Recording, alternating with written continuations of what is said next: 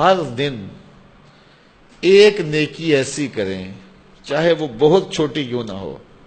ویسے نیکی کو میرے حضور نے کہا کہ چھوٹی نہ سمجھنا، نیکی بڑی ہوتی ہے، نیکی بڑی ہوتی ہے.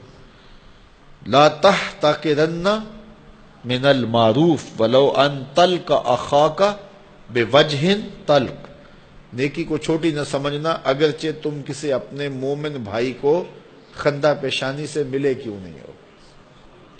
راستے سے پتھر اٹھا کے پھینک دینا یہ بھی نیکی ہے. صرف ایک نیکی 1 منٹ کی بھی ہو سکتی ہے، 10 سیکنڈ کی بھی ہو سکتی ہے، 15 منٹ کی بھی ہو سکتی ہے. ایک نیکی روز ایسی کریں جس نیکی کو تمہارے اور تمہارے رب کے علاوہ کوئی نہ جانتا. روزانہ ایک نیکی. آپ کہیں گے کئی دن تو بڑے مصروف ہوتے ہیں، تو کیسے ہم وہ نیکی کریں کہ جس کو کوئی نہ جانتا ہو؟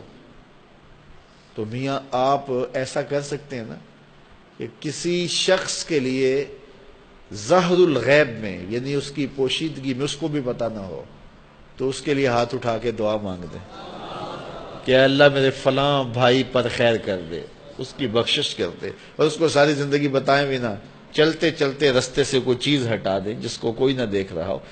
یعنی کچھ نیکی ایسی کریں جس کو لوگ دیکھتے بھی ہیں، کرنی بھی چاہیے، لیکن ایک نیکی روز کی ایسی کریں کہ جس کو آپ کے علاوہ اور آپ کے رب کے علاوہ کوئی نہ جانتا ہو. وہ چھوٹی چھوٹی بھی ہوں اور آہستہ آہستہ بڑی بڑی بھی نیکیاں ہوں.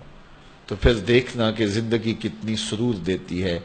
اس سے برکت کیا ہوگی؟ دل میں خلوص پیدا ہونا شروع ہو جائے گا. مخفی نیکی کی اپنی لذت ہوتی ہے، وہ لذت آنی شروع ہو جائے گی.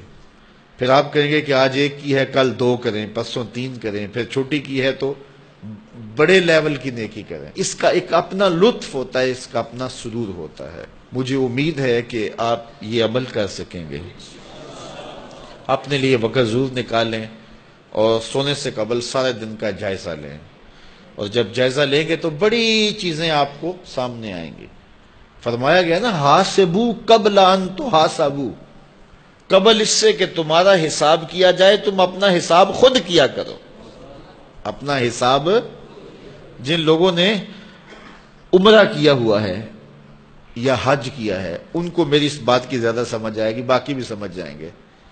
جب آخری دن ہوتا ہے نا عمرے کا یا حج کا، واپسی کا، تو اس وقت کیا مسئلہ بنا ہوتا ہے سب کو کہ وہ کنڈا لے کے نا سارے اپنا سامان تول رہے ہوتے ہیں کہ وہ وزن پورا ہو جائے، ایئرپورٹ پہ جا کے پریشانی نہ بنے. حالانکہ وہاں تلنا ہوتا ہے، لیکن وہ کہتے ہیں کہ یہیں تول کے میاں وزن پورا کر لو، وہاں 3 کلو 4 کلو بڑھ گیا تو وہاں پھر نکال کے کیا کریں گے سامان کا. تو وہ پہلے ہی وہاں وزن پورا کر رہے ہوتے ہیں کہ وہاں جا کے ایئرپورٹ پہ پریشانی نہ ہو. تو یہی یہ حدیث ہے، یہی فرمان ہے، حاسبو قبل ان تحاسبو. وہاں پریشانی نہ ہو، یہی وزن پورا کر کے جاؤ. تو یہی اپنے اعمال تولو، اپنا محاسبہ کرو، اپنے آپ کو دیکھو، اپنے اندر اترو، اور پھر دیکھنا کہ زندگی کتنی خوبصورت ہو جائے گی. زندگی بہت بگاڑ لی، اب زندگی کو سنوارنے کی کوشش کریں. اور اگر میرے اور آپ کے ذمے قضا نمازیں ہیں، قضا نمازیں، تو ہم سب سے پہلے اپنی قضا نمازوں کو پورا کریں. حتیٰ کہ یہ جو نمازوں کے ساتھ نفل پڑھتے ہیں تو جتنی دیر تک قضا پوری نہ ہو جائیں اس وقت، یہ جو وقت ہے یہ بھی قضا نمازوں میں جو ہے وہ صرف کریں. ظہر کی نماز پڑھی ہے تو 2 سنتیں 2 نفل پڑھنے کی بجائے 4 فرض قضا فجر کے پڑھ لیے جائیں، اور فرصت ہے تو اور زیادہ پڑھ لیے جائیں.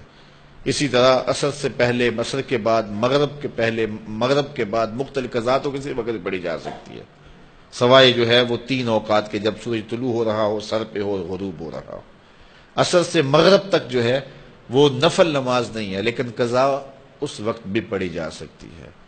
تو بعض اوقات ایسے ہوں مغرب کے وقت مسجد میں جائیں تو عشاء تک مسجد میں رہیں اور قضا نمازیں پڑھتے رہیں. اپنا کھاتا جو ہے جلدی جلدی برابر کریں تاکہ معاملے اچھے ہو جائیں. اللہ تعالی ہمیں یہ مختصر زندگی میں اپنی یاد میں زندگی گزارنے کی توفیق دے.